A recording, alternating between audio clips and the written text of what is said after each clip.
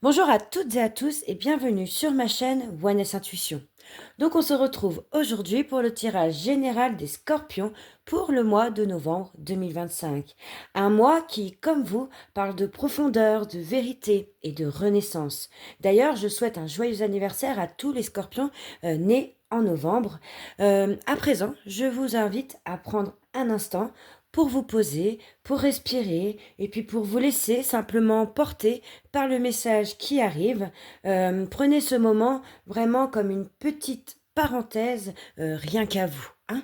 Donc on va commencer tout de suite avec la première carte qui parle de votre énergie principale, ami Scorpion. Et nous avons une arcane majeure qui est la mort. Donc cette carte symbolise la transformation profonde, la fin et le renouveau. Donc ce mois de novembre vous poussera en fait à tourner une page importante. Alors attention, ce n'est pas une fin brutale, hein, mais il faut plutôt voir la mort comme une sorte de libération, hein.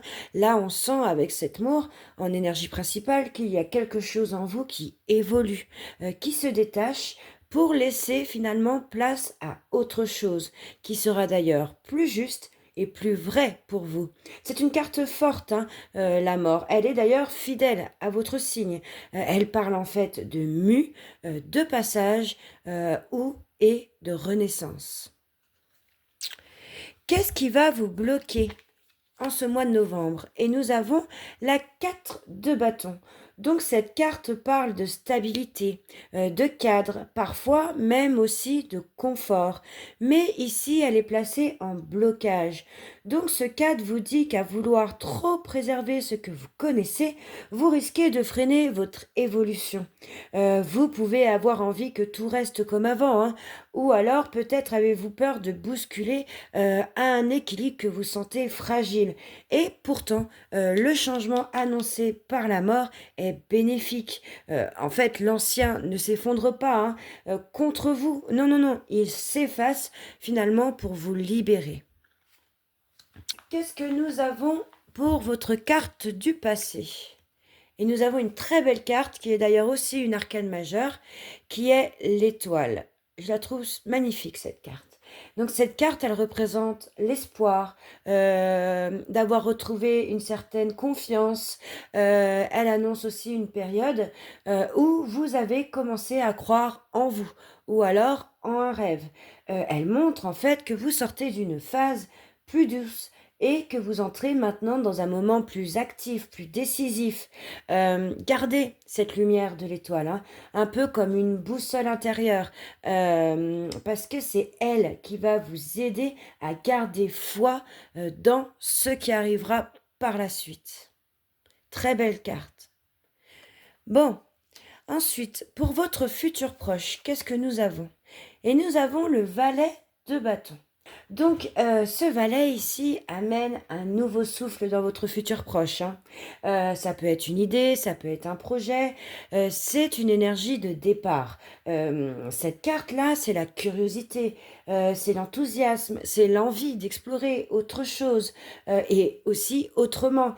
En fait, vous redécouvrez une flamme, une envie de créer, une envie d'agir. Alors, même si tout n'est pas encore défini, c'est vrai, ce valet vous pousse quand même à avancer avec confiance, pas à pas, et sans forcément chercher la perfection, hein. Ensuite, pour le message de l'inconscient, qu'est-ce que nous avons? Et nous avons le 2 de bâton. Donc sous la surface, le 2 de bâton montre que vous êtes dans une phase de réflexion, hein. Vous savez que là, il y a un tournant qui arrive. D'ailleurs, vous avez la mort en énergie principale, hein. Mais voilà, vous observez comme cette personne qui regarde à la fenêtre, vous observez encore le chemin à prendre. Alors, il y a une préparation intérieure qui se fait, hein, en fait, comme si vous placiez entre deux directions, comme si vous vous placiez, pardon, entre deux directions possibles.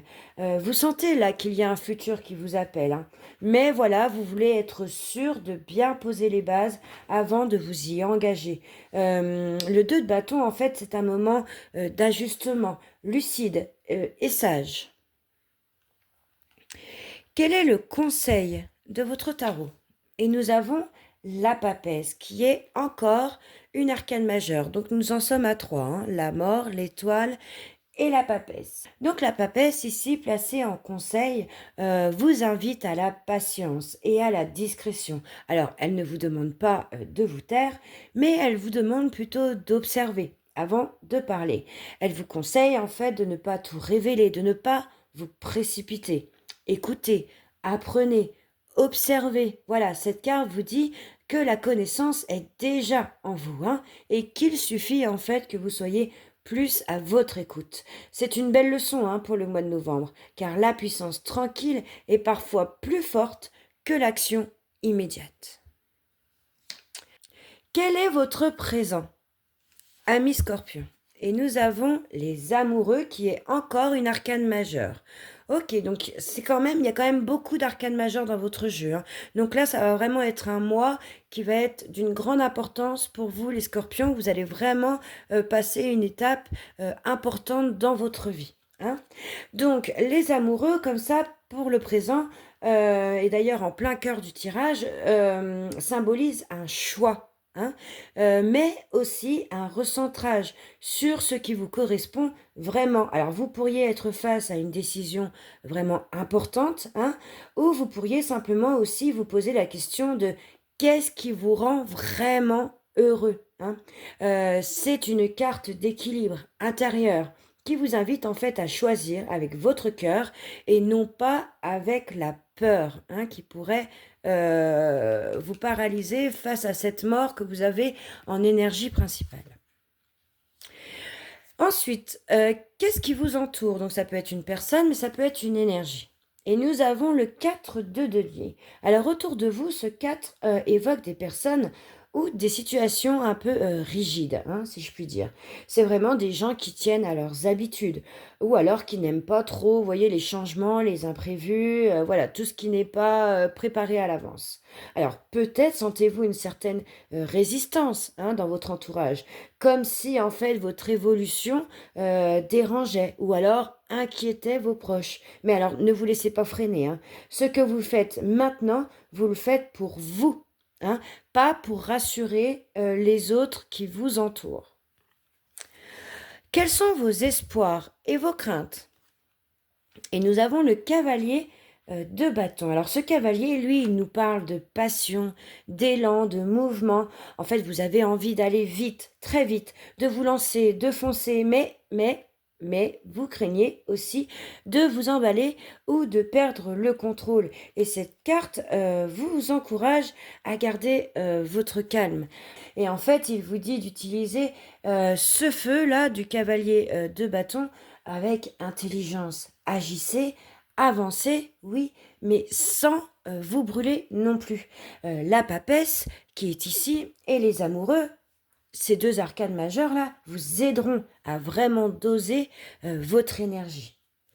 Ensuite, pour le futur lointain, qu'est-ce que nous avons? Et nous avons la force, encore une arcane majeure. Donc 1, 2, 3, 4, 5. Là, vous allez vraiment vivre un moment important, ami Scorpion. Donc c'est une magnifique carte de conclusion, hein. Cette force, elle vous parle de courage, de confiance, de maîtrise de soi. En fait, vous terminerez novembre plus ancré, plus solide, plus aligné avec vous-même. En fait, vous n'aurez plus besoin de forcer les choses, hein. Votre simple présence suffira. La force sera l'apaisement après la transformation annoncée par la mort en énergie principale, hein. Ce sera en fait le moment où vous réaliserez que tout ce que vous avez traversé, en fait, vous aura renforcé, hein, et sans même vous avoir tant abîmé que ça. Ok, donc quand on prend un peu de recul sur ce tirage, on réalise à quel point il est fort et symbolique. Il contient 5 arcanes majeurs, donc la mort, l'étoile, la papesse, les amoureux et la force. C'est quand même 5 grandes étapes d'évolution, 5 piliers si je puis dire, hein, parce que elles toutes racontent en fait votre moi comme une véritable traversée, mais à l'intérieur de vous, hein. La mort, elle, annonce la fin d'un cycle. c'est ok. L'étoile, elle, elle vous donne la confiance en la suite des événements. La papesse vous apprend la sagesse et puis vous invite à écouter votre intuition. Les amoureux, eux, vous demandent de faire un choix, mais un choix de cœur. Et enfin, la force apportera une renaissance vraiment qui sera maîtrisée. Hein. Et puis autour de ces 5 arcanes majeurs, presque uniquement des cartes de bâton. Hein. 4 de bâton, valet de bâton, 2 de bâton, cavalier de bâton. On n'a en fait qu'un 4 de denier ici.